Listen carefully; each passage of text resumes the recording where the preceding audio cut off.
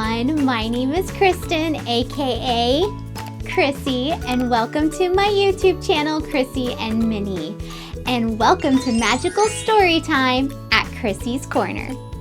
I'm so excited about tonight because it's Christmas PJ night. I have my Christmas Mickey PJs on. Here they are. And I have my Christmas Mickey ears on, which I really love. So, I have a special guest. He is my favorite stuffed animal, and it is Sully. And Sully is so in the Christmas spirit tonight because he is wearing his Santa suit. I think Sully looks really good, don't you? So, let's get started and talk about our new book that we're going to read tonight. This book just makes me want to grab my blankie, get my favorite sippy cup, and my favorite stuffed animal because we're going to read tonight Lady and the Tramp. Lady and the Tramp, adapted by Teddy Slater, illustrated by Bill Langley and Ron Diaz. Lady was a lucky little cocker spaniel. She had everything a dog could want. Her beloved owners, Jim Dear and Darling, had pampered her since puppyhood. They gave her the tastiest tidbits to eat and the softest bed to sleep in, and they showered her with affection. Lady returned this kindness by waking her master each morning with a gentle lick on the cheek. And while he was at work, Lady stayed close to her mistress, protecting her from possible harm. But one day, everything changed. As Lady told her friends, Trusty and Jock, Darling now seemed more interested in the tiny sweater she was knitting than in her faithful friend. Lady's pals quickly put two and two together and figured out that Darling was going to have a baby. "Babies are mighty sweet," Trusty the bloodhound said. "And very, very soft," Jock the Scotty added. "Why, a wee babe is nothing but a bundle of trouble," an unfamiliar voice chimed in. The voice belonged to a scruffy stranger named Tramp.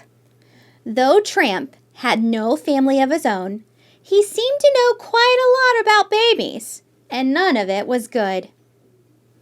"Take it from me, Pigeon," Tramp told Lady. "A human heart only has so much room for love and affection. When a baby moves in, the dog moves out." Although Tramp's words worried Lady, she couldn't believe that her family would ever be unkind. And once the baby was born, Lady saw just how wrong Tramp had been. For not only did Lady still have her family's love, she now had one more person to cherish and protect. Everything was fine until Jim Dear and Darling decided to take a short vacation. "Don't worry, old girl," Jim Dear told Lady before they left. "Aunt Sarah will be staying here to care for you and the baby." But Aunt Sarah soon made it clear that she did not like dogs at all. To make matters worse, she had brought her two nasty cats along. Lady watched helplessly as they wrecked the living room and terrorized the goldfish and the bird. When the cats headed upstairs, however, Lady sprang into action. She raced ahead to stop them from entering the nursery. The nasty creatures tried to run by her, but Lady stopped them in her tracks with a threatening growl. Aunt Sarah heard the commotion and poked her head out of the nursery. She took one look at Lady growling and the two cats sniveling, and she ran to protect her pets. "Oh, my precious pusses!" she crooned. And scooping the cats up in her arms, she carried them gently downstairs. Then Aunt Sarah dragged Lady off to the pet store.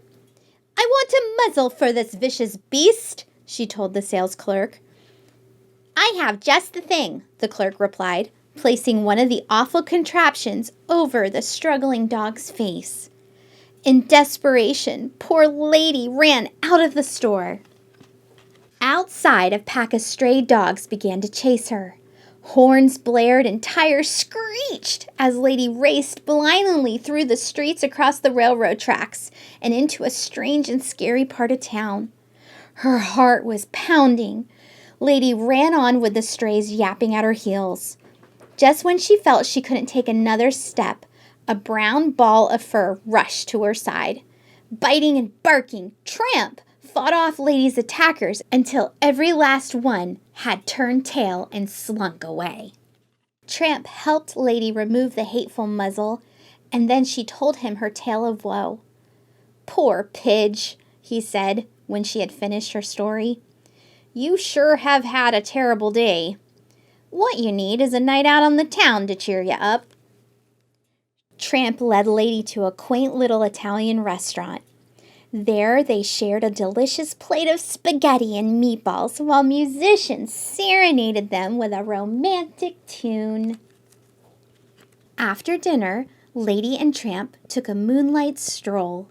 When they came to a patch of wet cement, Tramp scratched a big heart in the middle and placed one of his paws inside. Lady did the same. A silvery moon was high in the sky when the two tired dogs finally snuggled up under a tree and fell fast asleep. When they awoke the next morning, Lady was horrified to realize she had spent the whole night away from home. "Ah, Pidge," Tramp said, "there's a big wide world out there just waiting for us. Why go back at all?" "Because my family needs me," Lady replied. "And I need them. Besides, who will protect the baby if I'm not there?" Tramp had no answer for that. He simply bowed his head in defeat. And even though Lady was sad to leave Tramp, she could hardly wait to return to her family. But when Lady got home, an angry Aunt Sarah was waiting for her. "I have a special place for you now," Aunt Sarah snapped as she led Lady to a doghouse in the backyard. "This should keep you out of trouble," she said, chaining Lady to a stake in the ground. That night, Lady was moping around the yard when a big gray rat scurried out of the woodpile, scampered up the porch railing, and darted into an upstairs window. "That's the baby's room," Lady cried. She dashed forward but was jerked to a painful halt by her chain. Lady barked frantically to attract Aunt Sarah's attention. Aunt Sarah finally appeared at the back door, but only to yell at Lady. "Stop that racket," she said before slamming the door. Just then, Tramp raced into the yard. He had heard Lady barking and had come to help her once more. "There's a rat in the baby's room," Lady said, and with no thought of his own safety, Tramp ran inside to get that rat. Tramp reached the nursery in the nick of time. The baby lay sleeping in the crib, and the rat was ready to pounce. Tramp struck first. Fur flew and furniture fell as dog and rat tore among the room. The rat was fast and fierce, but he was no match for Tramp. By the time Aunt Sarah burst in, there was no sign of the rat, just Tramp and the topsy-turvy room. Aunt Sarah thought that Tramp had been after the baby, and she quickly called the dog catcher. "Don't come back, you vicious brute," Aunt Sarah warned as Tramp was carried off to the pound. As soon as Lady explained what happened, Trusty and Jock took off after Tramp. They chased the dog catcher through the dark and stormy night. When a taxi appeared out of the fog, the dog catcher's horses reared up and his wagon toppled over. Jim Dear and Darling were in the taxi. They had come home and discovered the rat. It was clear then that Tramp had been protecting the baby, and they went after him. He was a true hero. Jim Dear and Darling decided to take Tramp into their home. "This is where you belong," Jim Dear told Tramp.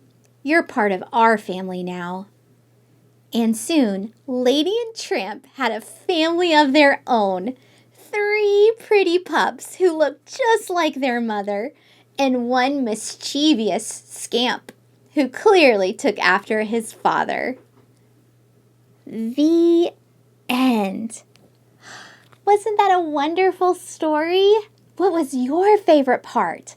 My favorite part in this little story was when Lady and Tramp had little puppies, because puppies are so cute and they're soft and tiny. Oh, I just love puppies. And speaking of puppies, I actually have a little puppy named Sam, and he is my precious little puppy, and I just love him to pieces. What about you? Do you have a puppy? Thank you so much, friends, for joining me tonight. Be sure that you comment below, because then you're entered into a drawing to win this book. Thank you so much for tuning in tonight. Again, my name is Kristen, aka Krissy, and this is my YouTube channel, Krissy and Minnie.